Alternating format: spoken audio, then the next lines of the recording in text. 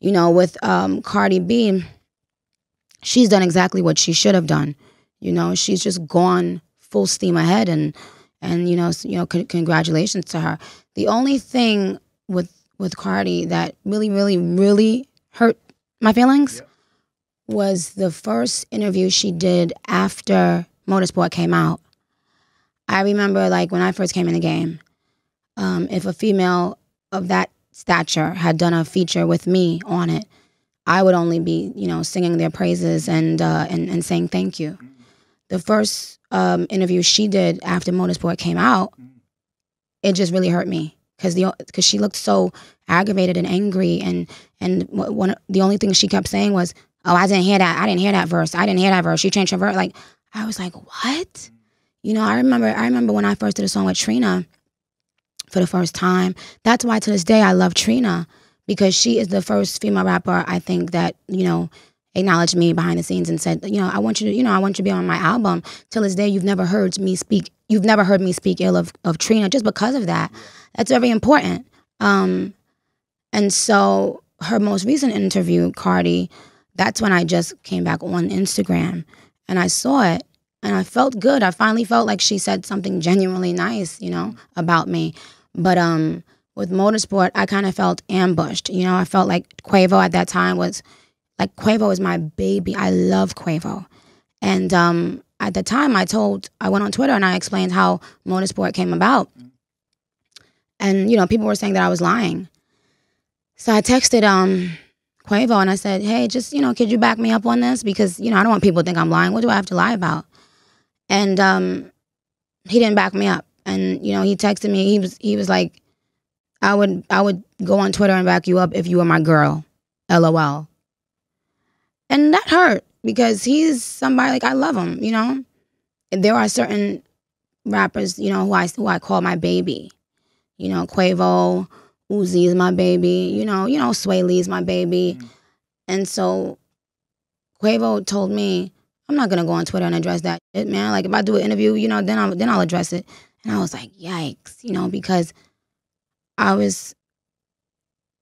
it hurt my feelings to know that people would watch me be slaughtered and not one person will step in to say the truth. They will run with that lie because it's, can I have some water, please? They'll allow people to run with the lie because it's entertaining to make Nicki seem like a bad guy. And it's sad. Quavo texted me. I still have the text in my phone. First of all, Quavo came to my studio and played Motorsport. He was the only person on Motorsport. I said, oh, that's a hit. That's out of here. I want to get on that one. He wanted me to get on a record call for keeps. She for keeps. I said, no, please, please, please, please, let's do Motorsport. He came back after and said, all the guys going to be on Motorsport. I was like, okay, yeah, I figured that. I knew that much because I knew they were working on their group album. And he texted me and he said, is it okay to put Cardi on it? And I still have the text in my phone where I said, yeah, let's do it. And that's the only story I told. I said exactly how it came about. And when it was time to clear the air about that, no one did that. Everybody, all of them allowed me to look like I lied. And, even with the scheduling conflict, she's using my hairdresser now. So even he can attest to the fact, Tokyo, he knows that there really was a scheduling conflict and it was because of him. He's the one that couldn't show up. And I texted him, I said, that if I don't show up the day she's shooting, they're going to act like it's because I'm doing it to be mean, with the current Nicki hate train. And he wasn't able to come, he had something to do, and that's fine. So I had to shoot on another day. They all knew that, especially if you're using my hairdresser now. He can attest to that. And you still did interviews and y'all all still jumped around that. And just to paint Nicki as the bad person so that you could play the victim. And that really, really hurt me because I really fully supported her.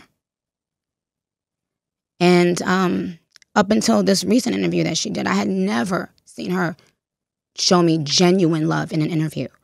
And I could just imagine how many girls wish they could have been on a song with Nicki Minaj. And I mean, I'm not saying it in a cocky way, but like,